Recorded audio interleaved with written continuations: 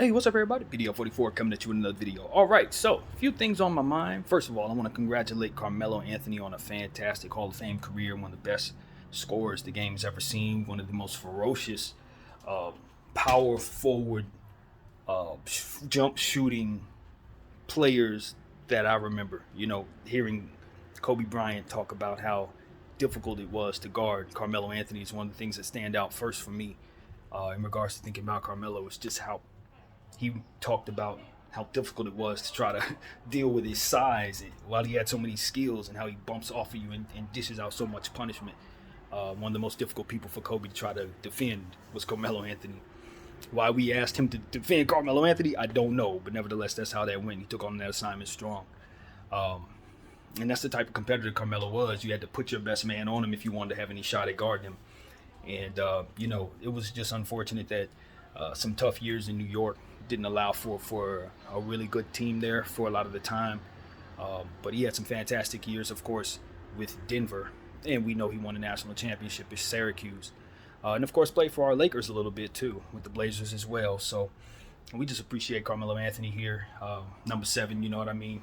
And for our team. And, of course, 15 for New York, where I'm pretty sure he'll go down as a Hall of Famer for the New York Knicks. That's my guess. But it's one of those situations where it's a big night because Carmelo Anthony, 2 of his teams are playing tonight, obviously, for the Western Conference Finals, his Nuggets and his Lakers. So, we're going to be intent on just seeing if the Lakers can keep from being swept here. And, for the time being, it's just one of those situations where I'm just hopeful our team can come out and show some pride. I don't know that we can beat this team in any given night at this point, given the fact that we've lost such close games. It just makes you feel demoralized in the sense that even if you keep up with them, they're still going to close you out. But all in all, I think listening to the odds makers, or rather people talk about the odds makers, they're essentially saying that they believe the Lakers are going to win tonight. So that's encouraging. We would like to see a win tonight. It's one of those situations where what comes to mind is Jokic has been very generous to this league lately. I think he bowed out the way so Joel Embiid could get the MVP, to be completely honest with you. I honestly think he did that out of the generosity in his heart.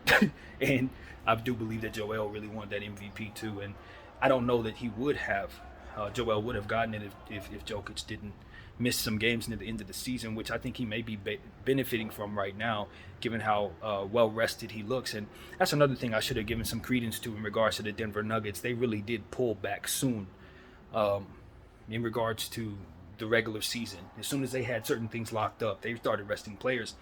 And I think it's why they have so much in the tank right now. Nobody looks like they're wearing down, and I did not take that into consideration, particularly their stars. Jokic and those guys, they miss a lot of time near the end of the season. And it was a good strategy. I got to look at the Denver Nuggets season again and just go over it after this series ends and just try to get some real knowledge on how they've been doing it all year long. Because to be honest with you, they're an anomaly in my mind. Just given how they've been able to stay atop of the Western Conference for so long with such a, and I'm saying this out of respect, such a scarce bench in regards to the talent that they're choosing to use. Throughout the course of the season, excuse me, of course, they had a guy like Bones Highland on the team. I think about him right now with the Clippers. I'm sure he's not having the most fun time watching that team go to the finals, given the fact that he left under some really uncomfortable circumstances. I guess things weren't really going well there. And, one has to wonder if his subtraction helped propel them to where they are right now. Sometimes you have to get certain things, some certain ingredients out of the locker room to make things work. So certain things like that have just been going through my mind as the day is going on. And I start wondering how likely it is that my team come out with any energy tonight, given the fact that we really don't have any rest to derive from as of late. It's been very strenuous for my squad, and of course we didn't get to rest at the end of the season because we were fighting for our lives. So I just am concerned that they're out of gas, particularly LeBron James, and I just don't know how much he's going to have to give us. D'Angelo Russell, he looked lethargic, and they seem hell-bent on starting him. The guys that have energy for us are probably guys we haven't used in a while. Guys like Wenyen Gabriel, Malik Beasley probably have more energy, but my problem with those guys is just I wonder what lineups he's going to put them in a situation like this. What can you expect? But hopefully next year we've learned from some of the mistakes that we made, and we are more intent on utilizing certain players. a bit more next year and kind of shutting down any circumstances that would make it so that we have to make changes midway through the season. Because that really set us back, and you can see how it's hurting the team right now. In the full training camp with whoever it is we bring in, and of course, it would be nice to be able to go into next season and the season afterward with some type of continuity. Obviously, we know we're going to probably make good decisions in regards to keeping Rui and Austin Reeves. It's already been said that we are looking to match anything in regards to those guys. Now, hopefully no one gives us a poison pill in regards to Rui Hachimura. I think the Lakers are going to match anything Austin pretty much gets, but Rui's the one that makes me wonder, are they going to is somebody going to throw something crazy at him?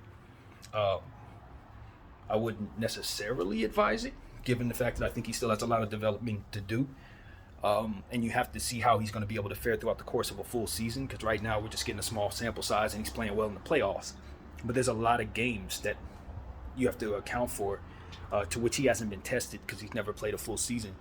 So this is something that you just have to wonder if someone throws a lot of money at him, if it would be wise to match it, or if it would be wise to maybe let him go. So I don't really know, but I definitely want that player on the team next year regardless. Mo Bamba, I understand he has a $10 million option next year. I don't know I think it's a team option. I'm not really sure how that works, but he's set to get 10. Maybe they restructure that and try to get him on something that makes a little more sense for us.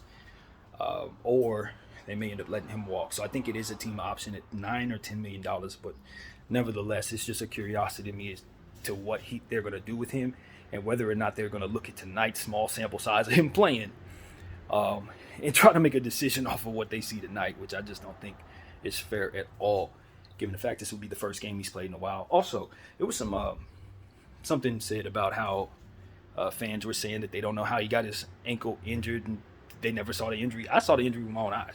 Somebody fell on the back of that ankle. I remember when it happened. And it rolled kind of funny, but it rolled like they fell on the back of his leg at the end of a game. I think it was against the Suns.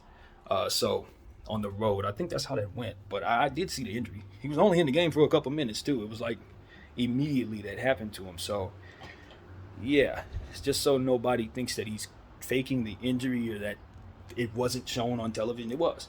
It totally was. It was an in-game injury that we actually were able to see with our own eyes. So I think that's how that went. I think he was on the road in Phoenix. I believe that's how that went. So, yeah, I just heard something in regards to D'Angelo Russell. They said that they were going to start him. Of course, we already mentioned that in passing, but they were wondering if it made any sense to kind of bench him and would we have enough guard play to do so. I think the answer is absolutely, man. We got plenty of guards. Look, all we got to do is put the ball in Austin Reeves' hands, use Dennis Schroeder as the backup point guard, and then put the ball in LeBron James' hands when otherwise we don't want it in Austin's hands. It's really that simple. It ain't that difficult. We got playmakers that are not named D'Angelo Russell. Now, my thing is D'Angelo is very talented. I agree with everybody in regards to D'Angelo's natural ability. And I think he's going to have some fantastic games in the future, maybe make an all-star team one day. But he has to be in a system that doesn't require for him to be responsible for setting up LeBron and Anthony Davis. That's the problem. He needs to be able to get in rhythm off his own jump shots, have kind of methodical types of passes, particularly controlling the offense with athletes around him and rim protection. That's how I envision a team with him. Athletes. Put him next to Jaylen Brown. Put him next to Wembanyama. He needs to be next to guys like that. That way they can take advantage of his ability to give them lobs, take advantage of his three-point ability, and help him defensively so that he's not responsible for anything on the defensive side of the ball. As to which his offense will be his best defense and his efficiency should take over. Once he gets in the rhythm, he has to play like 30, 40 games. Hopefully he can stay healthy enough to do that. But by mid-season, if he's healthy and in good shape, he's going to be bringing together shots like crazy, and his team is going to be on a string to his rhythm. Our team is not built for his rhythm, and that's the problem. It's like putting in the wrong piece to the puzzle, and then you just try to make it fit. It's not fitting. That's what I see out there. He just doesn't run the offense in a way that fits Bron and AD. and they make plays off of him, and he makes plays off of them. But I don't think it ultimately makes sense because a lot of times we're asking him to shoot out of rhythm. He's never able to get any type of consistency with his look. So that's not good for him. In Brooklyn, that was never the issue. So that's really what it comes down to. I just don't think he fits at all. on this team as a point guard, and given the fact that he's been struggling and his defense has also kind of been a problem, trying to guard some of these faster dudes, bigger dudes, I just feel like it'd probably be best to bench him and just do what it is that I suggest in regards to allowing Austin Reeves and LeBron James to do most of the ball handling. And then from there, you could sneak in some Lonnie Walker, and of course Dennis Schroeder will take care of the rest. You know what I mean? And so you don't have to do too much thinking. And again, there are other ways to get playmaking on this team. Obviously, LeBron James is a playmaker, but we need to experiment with Vanderbilt's passing ability. If you can't get nothing out of him on the offensive end, I promise you that's where it's at. That's where it's at. You know, people are trying to get him to make corner threes. Hell no. You need to be asking him to pass out of those corner threes. That should be the play. They get him in the corner. They're going to leave him open. And from there, something else should manifest from within our movement so that we can make it so that we're not relying upon that three, even though we find him in the corner. Because if he ain't going to make it, he ain't going to make it anyway. You know what I mean? We can take advantage of that space some other how. And don't tell me we can't. So that's where I'm at with it. Ask Vanderbilt to get passes off, man. I've seen his stats when he was with the Jazz. He would get 4 assists, 5 assists, sometimes 8 assists, 9 assists. We're not using him on the offensive end in a way that allows him to maximize his strengths. It's why he can make it on a basketball team, because you're going to ask him to pass to people. We're just not asking him to on our team. So I want people to study Vanderbilt's numbers back when he was with the Jazz. You're going to see those assists. It's about 3 or 4 of them, but he can get them off. So we need to do that. So that's another thing. And in the fast break, look, his defense is his offense is his defense, man. Don't worry about what he's not doing on the offensive end, because at the end of the day, when you get back on the other side, you're gonna have the ball in your hands like at random. He's just gonna come up with it, and because of that dynamic, it's always a benefit to your team. Maybe your offense is a bit stagnant, but he's gonna make offensive rebounds happen for you. He's gonna get tip-ins in situations like that, and then he's gonna go back down there and slow down Jamal Murray. Even though Jamal Murray's cooking everybody, including him, but he has the better. He does the best job that we could do. You know what I'm saying? And so that's what it is. I just think that we complicate things because we're trying to work certain people into the equation for reasons that don't have anything to do with the fact that we can't live without them. Okay? Let's just be honest. We're not playing D-Lo because we can't live without him. We're playing D-Lo because he's a free agent. So let's stop this. We're making him look worse. We're devaluing the player by sending him out there to struggle. And that's really what it is. I was listening to Ticket TV talk about how we devalue our players and our coaches. I will hold that true. Because nobody bashes coaches more than me. I'm pretty sure I've ruined the value of our coaches. I'm not sorry, because I react to what it is that they do. And if they were doing great things, I would say that they were doing great things. So I don't come first. They do crap stuff, makes them worthy of being devalued with my voice. But at the same time, I don't intend to devalue any of our assets. So that's something I will keep with me. But nevertheless, we have to be honest. You know what I mean? I look at this situation as a community of Laker fans and possibly Laker brass. And my thing is, I talk to you guys like we're in a room by ourselves. And if somebody else happens to be listening to it, so what?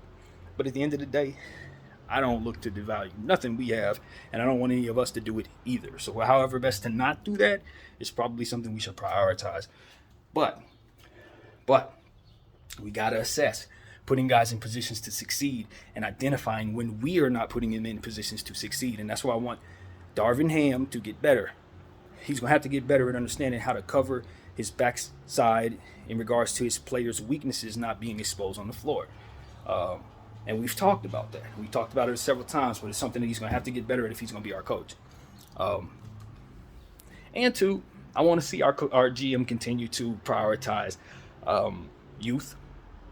And I want us to get a bit bigger. And we've talked about this, but we got to get some big guys down there. We can't just go in next season and expect to run a bunch of guards and it's going to be fine. It's not. You know, and if Darvin Ham has an affinity for guards in the way that he does, then he's going to continue to lead us into small ball hell. It's not going to work. You see who's about to be drafted right now? They got some big dudes coming into the league. Small ball is dead, man. It's dead. It ain't going to work. So we just need to go ahead and try to get ourselves some big ball handlers, some guys invest in some dudes that are huge, and save cap space for the dudes that are not free right now. I don't know how that works. I don't know if you can do that. I'm just saying that I would like us not to get hasty with locking guys like D'Lo up when somebody like Josh Giddey could be available in a couple years. You know what I mean? Whatever the case may be. I know we can aim high with our point guard position, and even though we haven't filled it yet, I don't want to lock it up with a player that's not going to be up to par when I know we got some good point guards coming around. So that's where my head is. As long as LeBron James is on this team, locking up a point guard at $80, $90 million isn't necessarily the best thing, because at the end of the day, you're going to want him to facilitate. Now, if that point guard is somebody scoring the ball, that's different. But if they're looking to facilitate more, or maybe not make up for the scoring and struggle and all that, can't do no defensive end, they're probably not the point guard for us. I would like our point guard to be a place of defense, man. I'd like him to be switchable as well. So these are things that I got a wish list now, and if there's a point guard like that in this draft that we can get at 17, that might be something to think about, depending on what we can do with our size and center situation. If not, Lively should be sitting there. He should be sitting there. So should Billaby. I think that's how you say his name. I'm not sure how to say his name, but from what I understand, he has a 7'4" wingspan. That could be helpful. That could be helpful. So these are things we're talking about. We definitely need a big person, man. Not just tall, but heavy. When a big Serbian dude's something, get you somebody like Zubac, man. We need somebody like that. That's what we're missing now. We got to get our big dude. I don't care who he is. Just make him good. Make him solid enough to be able to put on the floor. So, yeah, these are the thoughts that I'm thinking about before Game 4. Because to be honest with you, this is my attitude about Game 4. I'm not going to lead the charge in "we can do it, Lakers, I believe in you." I want the players to do that. Because they've shown me two different sides of them as it pertains to whether or not I believe in them. And on this night, they're going to make me believe in them. I'm not going in saying I believe in you. I'm going in saying I'm going to watch and see if you believe in yourself. That's how I feel about it. I'm going to watch and see if you believe in yourself. I don't think you've quit in any 3 of these games, but I do think that you mentally quit in regards to your preparation, in regards to your choices, and memory in regards to certain things that didn't work and trying to take it into new things, new situations. You know, I've been listening to a lot of Laker Nation, and everybody's saying the same thing. We need to switch it up. You know, switch it up as it pertains to not just doing things at random, throwing darts at the wall, so to speak, but switch it up as it pertains to doing things that, I don't know, maybe work. Things that would otherwise put some size on the floor that's comparable to what it is that we're seeing on the floor against the Denver Nuggets. I just want us to try a little more of our size. Rui, Winion, AD, Bron. Rui, Winion, AD, Bron. And that's a big lineup. That's a big lineup. It may not have enough ball handling. I get that. But at the end of the day, we need to get bigger, man. And we got to stop leaving ourselves without rim protection. We got to stop leaving ourselves without rebounding. And we must stop prioritizing small ball lineups that don't allow for rebounding. So we've said that enough. And then getting back is so important. Vanderbilt, you know what I mean? Put him on the floor with that big lineup and put the ball in LeBron James' hands. And just let them figure it out, man. And I promise you, everything that they don't do on the offensive end will be made up for in wearing down Jokic, Gordon, and Porter, which is all we really need to be trying to do. You know, that's all we really need to be trying to do. It's throwing as many heavy people at them as possible, as I was saying in our pregame video. You know, but it's a little late for that now that we're fighting for our lives. You know, but I just want the Lakers to make me believe again. If they win a game, then I'll come back around. But as of right now, I don't take back nothing I said. They're gonna have to, you know, show that they're not dead. Show you're not dead. Show you're not dead. Get in here and win this basketball game somehow. Or if you're gonna lose, make it you because you lost because Jamal Murray went off and had a crazy game again. That's acceptable. You know what I mean? Because Jamal Murray's showing that he's turned into one of them dudes. And so if he goes for 65 or 70 points tonight, it's embarrassing because we're the best defense in the league. So maybe we bring that down about 35, 40 points tonight. But I'm saying, like, that should be the only thing excusable in regards to us losing this game. In my humble opinion, we know that these guys are serious about winning the championship. We know that they got shot makers and great execution players, but we also got some guys who can execute down there. We got some very efficient basketball players who need to find their confidence again. So hopefully tonight will be a night where they feel like they're rolling with house money. You got nothing to lose. Nobody is expecting you to win the series at this point. Nobody's expecting you to win a game at this point. And nobody's expecting you to even have any gas left to give us at this point. So I want you guys to come out and shock the world and get a win tonight. Get a win tonight. Show you have the ability to not get swept. Make them work harder for this championship than it seems like they've had to, since they've had a waltzing easy time through the playoffs, if you ask me. Waltzing easy time, given the fact of who they played, including us, who've probably been the easiest opponent of them all when you consider we haven't beaten them at all. So, yeah, I don't think this has been the hardest path for the Denver Nuggets. They beat who's been in front of them, but I want to test them a little more, or put a little more pressure on them. You know what I mean? And so that's what I think the Lakers should be intent on doing. And depending on how we strategize tonight, will determine whether or not that'll be possible. So Darvin Ham has work to do. I hope that his pride, what has been described as his pride in regards to playing certain small ball lineups, and of course D'Lo, to our detriment, it's not something that will tell the story tonight. I hope he wants to extend his season. You know what I mean? But you know what? When guys get to the Western Conference Finals, lose straight 3 games, they start thinking that their season is over.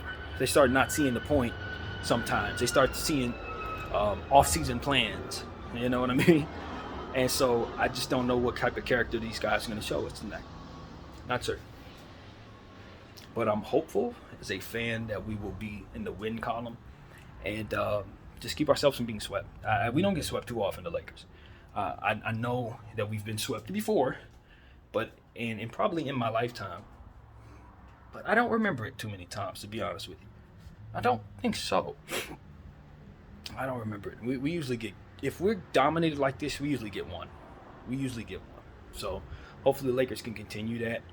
And 1 game begets 2, man. 2 wins begets 3. 3 may beget the win for the series. So I believe that one day someone is going to come back from a 3-0 hole in the NBA. It may take some very, very ridiculous circumstances, which don't appear to be present right now, but nevertheless, something like that is possible. And when you've played this many close games, it's more likely that you have a chance for something like that than if you're getting blown out every night.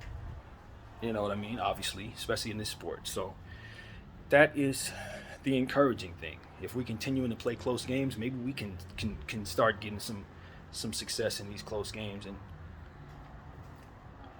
you look at it like this too. As unfortunate as this sounds, you kind of expect a good team to get a win on the road, and you kind of expect a good team to take care of their house. So, all things considered,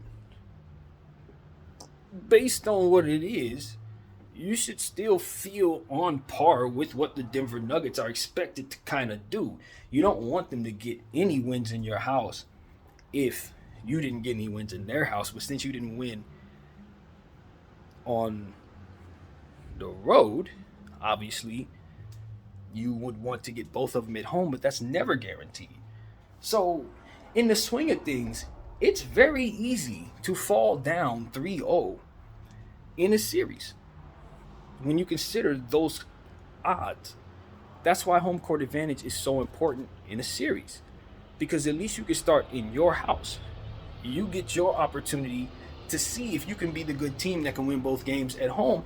And if you can win that first game on the road after doing so, you look up and the other team may literally feel like they're out of it, which they'll be 1 game from being out of it, but you would have actually taken care of what you expected to take care of in the process of them being out of it.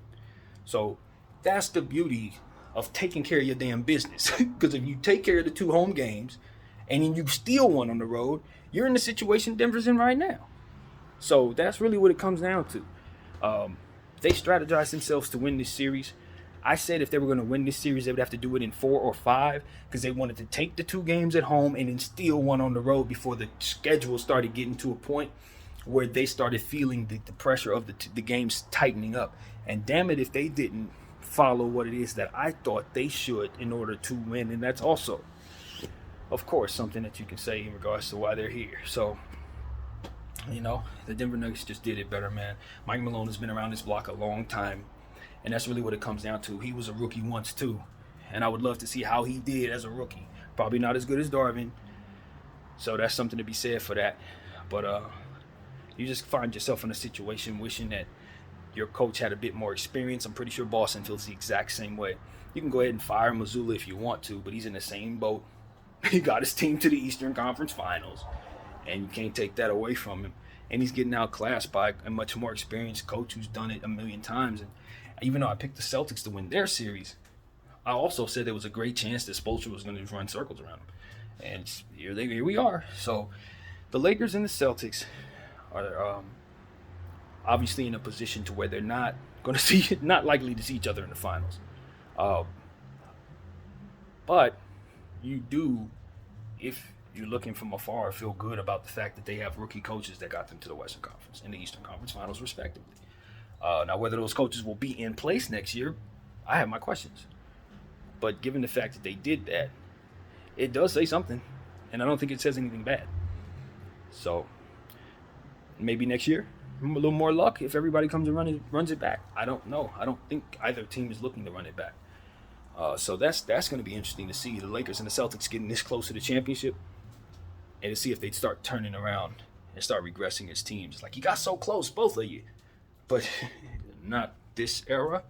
Is that what I'm sensing here? Like, is it one of those? And so, I don't know. It's this doesn't happen very often, but nevertheless, as Laker fans, we want to get us a win.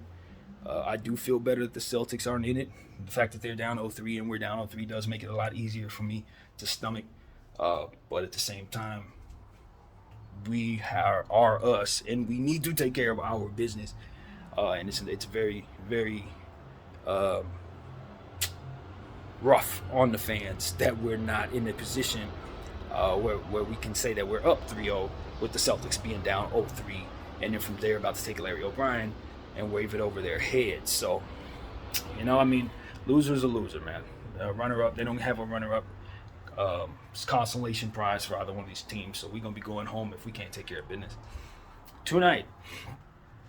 So that's really what it comes down to, man. I just wanted to give you guys a little bit of an update on my thoughts in regards to this game. It does start up about an hour and 15 minutes from now.